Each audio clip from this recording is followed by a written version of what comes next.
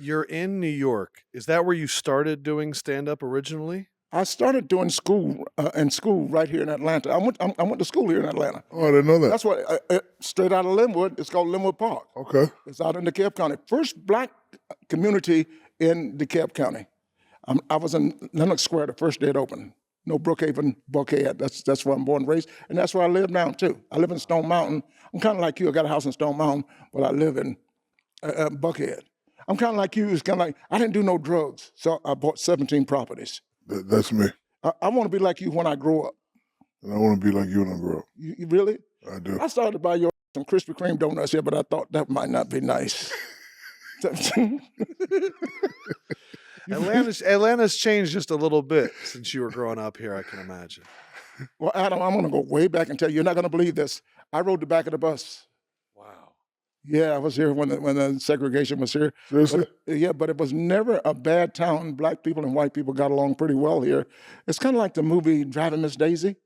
The Jews and the blacks started everything here. And we always got along. That's why they call it a city too busy to hate.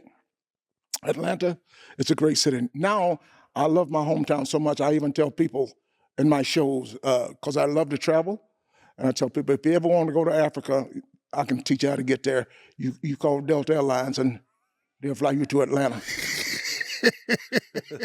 And you won't know the difference. So, looking up stuff about you, seeing that you and Jerry Seinfeld were roommates. You didn't get that joke? Yes, there's a lot of black people in Atlanta. He's a little slow. Yeah. I mean. That was funny. You didn't think that was funny? Oh, I get it. Okay, you do. Okay, I see. Yeah. Okay, you moved on. Yeah, okay, got He moved on. He wants to get to. What's your last name, Adam? Lefko. Lefko? Yes. Is that Jewish? Yes, it is. He wants to get to the Jewish joke. Go ahead and talk about Seinfeld. Go ahead. Well, no.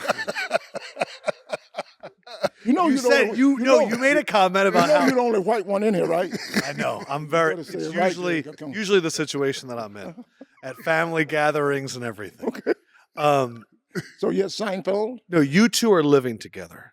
Yeah. Was it a friendship born from the comedy clubs? How did this friendship start, or was it out of necessity where you're like, I need a place to live and he needs a place to live? Well, we were at Catch a Rising Star in New York City, and we just started talking, and all of a sudden, I had a car. See, before comedy, I sold rags right out of college. I sold real rags, okay? I sold the chamois before they had a name. Wow. I sold real rags that the mechanics would, like an old shirt. I sold some rags, look just like them pants you got on. I believe it. Not quite that bad, though.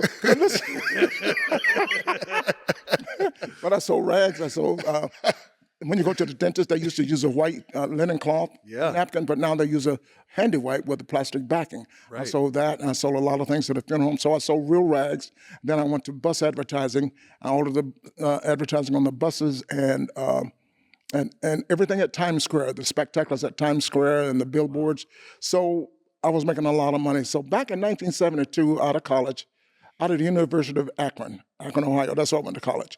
And you know I'm LeBron James' daddy, real daddy.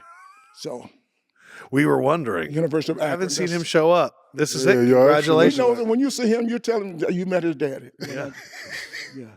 And his mama used to hang out with my daughter in Akron, Ohio, that house, the girl right there, his mama used to hang out with her. But so I had a car, had a lot of money, working in advertising, probably one of the only black executives in advertising. Wow. Maybe even today. So back in 1972, a little young guy like me, making $75,000 a year back then. Wow. And so I had a car. And if you had a car, the world was out of college, everybody wants to be your friend. But everybody wasn't my friend. But somehow Seinfeld and I got together, and next thing you know, I was starting to do comedy on the road, and so we were roommates for 13 years, and we're still best friends to this day. It's beautiful. I'm surprised he hasn't called me right now. Yeah. Mm-hmm. And then when I found out that you were the best man at his wedding, I thought that had to be the greatest best man speech ever written. Like, did you treat that like a set, like a pay-per-view? Like, how did you approach that? I think I did. Because I bet you the whole audience is comedians. Yeah, well, there's a lot of people there, and it was on Christmas Day too. You know how stupid you got to be. Wow, that's messed up. A Jew having their wedding on Jew Christmas? had a wedding That's on a messed Christmas. And I was with my family. I had to leave my family and fly to Atlanta on Christmas Day to go up there to marry his. That was just terrible. And let me, even worse. The food. Shaq, even worse, right? It's true. He and his wife told me that out of all the friends, I'm the only one that did not get them a wedding gift. And I didn't get them a wedding gift. I did not. And they were complaining about it. And I said, wait a minute, hold it. Now, I don't know whether you're going to agree with me or not, Shaq, but I was living in Los Angeles at the time. I flew back, and that was $1,500 each way, first class, right? Then they stayed at a hotel called Four Seasons, and it was $500 a night back then for 6 nights. And I rented a tuxedo. I served as best man. I served as an usher. And then I told him, you're looking at your damn gift. And then I told he and his wife, y'all need to come upstairs and unwrap it. so this is true. But if you're going to have a friend, now you're talking about being blessed. Yes. To have a friend, you might as well have the richest friend in comedy and show business. I'm doing really good. Yeah. This is a true story. We were walking down the street in Melrose one day, and I saw signs of the fortune teller, Miss Mary or something like that.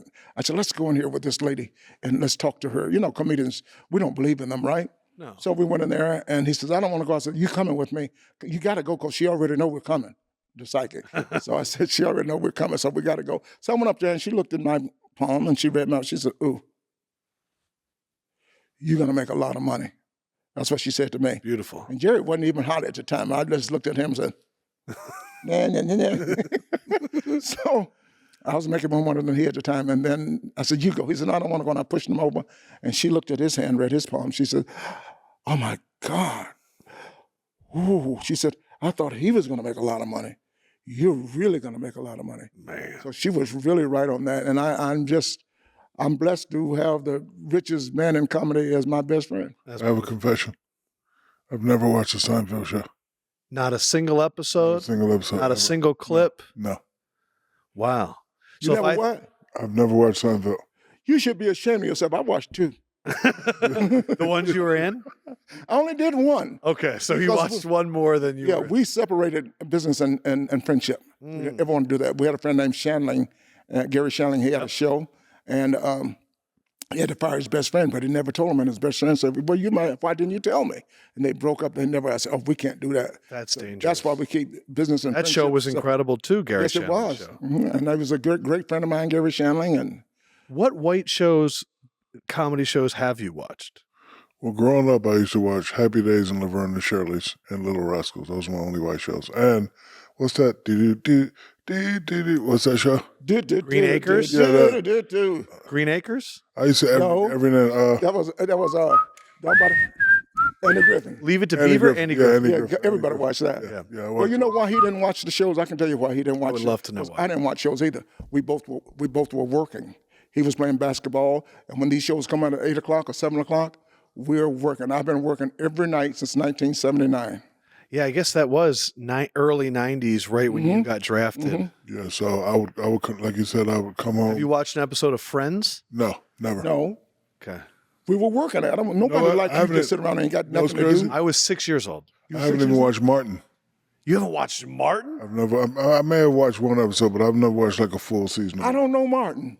You never met Martin? I met him once. I did a show one time, but I don't know him, like hang out with him and stuff like that. That's why I'm meeting you for the first time. This is great. This is beautiful. We were working, Adam. You don't understand. When you're working every night and you're dedicated and you're devoted to work, you don't get to see a lot of people. Come 8 o'clock, I know I'm on stage. I don't get to see a lot of Saturday Night Live, same thing. I know I'm working.